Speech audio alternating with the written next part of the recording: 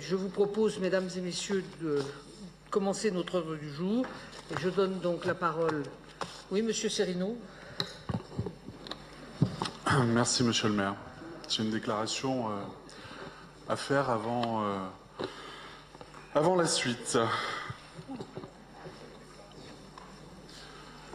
Jeudi 14 décembre 2017, le Conseil communautaire de Grand Chambéry a adopté, sur proposition de son président et avec l'appui du maire de Chambéry, une position sur les accès au tunnel de base Lyon-Turin, demandant une priorité absolue au tunnel sous Chartreuse, en y faisant passer les marchandises et les voyageurs. Ce qui signifie substituer Chartreuse qui débouche à Chapareillan à l'Épine qui débouche à Chambéry. Cette option, si elle était acceptée par le gouvernement, vaudrait immédiatement annulation de la déclaration d'utilité publique prononcée en 2013 et ferait perdre de nombreuses et précieuses années alors que le tunnel de base de 57,5 km est en cours de percement entre Saint-Jean-de-Maurienne et Susa en Italie, à la progression journalière de 10 mètres. La DUP obtenue en 2013 porte sur la consistance et sur le phasage du dossier des accès français du tunnel de base. La première phase est la réalisation d'une ligne mixte, fret et voyageurs, entre Grenay, Avressieux et Chambéry, avec le percement du tunnel de Dieullin-l'Épine d'une longueur de 15 km.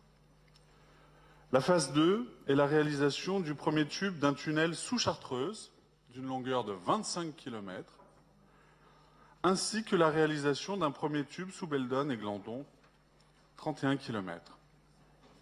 Alors que les décisions ministérielles des 2 février 2007 et 10 novembre 2011 annoncent clairement que les accès français du Lyon-Turin consisteront en une ligne mixte de Lyon à Saint-Jean-de-Maurienne, et alors qu'il est tout à fait possible de trouver une solution pour la traversée de notre agglomération en préservant le voisinage, comment comprendre que des élus chambériens puissent tuer les chances de Chambéry d'avoir une gare internationale desservant aussi Annecy et Grenoble à partir d'un axe structurant européen?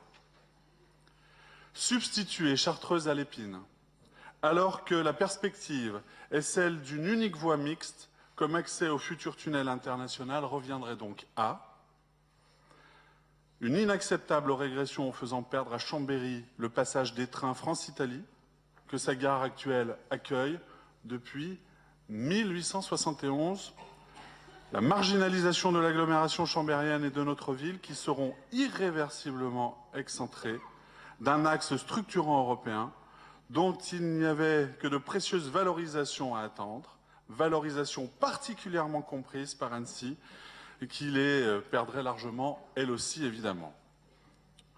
La pénalisation ensuite de milliers d'usagers des TER qui auraient gagné avec le tunnel de l'Épine 40 minutes par aller-retour quotidien entre Chambéry et Lyon et 1 heure par aller-retour quotidien entre Annecy et Lyon.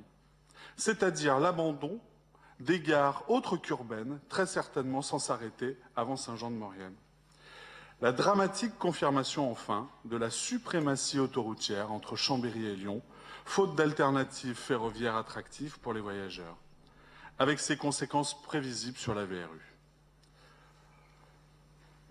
Nous condamnons sans appel cette décision prise jeudi dernier, car, sachant que la gare de Chambéry est déjà en réaménagement en lien avec les perspectives que lui ouvrirait le Lyon-Turin, elle brise un consensus, cette décision que vous avez prise, elle brise un consensus politique patiemment construit depuis des décennies, risquant ainsi de donner aux décideurs parisiens le prétexte du constat de désaccords locaux pour ne pas faire du dossier des accès au tunnel de base une urgence.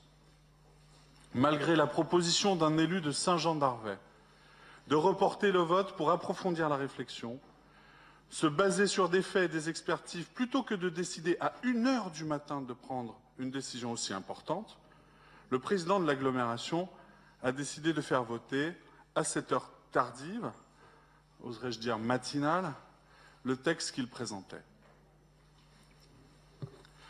Face à une position du maire de Chambéry et du président de l'agglomération et de leur majorité, si contraire aux intérêts de notre ville et de ses habitants, nous prendrons donc ce soir place dans le public lors de ce conseil municipal, marquant ainsi notre totale désapprobation d'un vote intervenu sans aucunement en avoir référé préalablement au conseil municipal.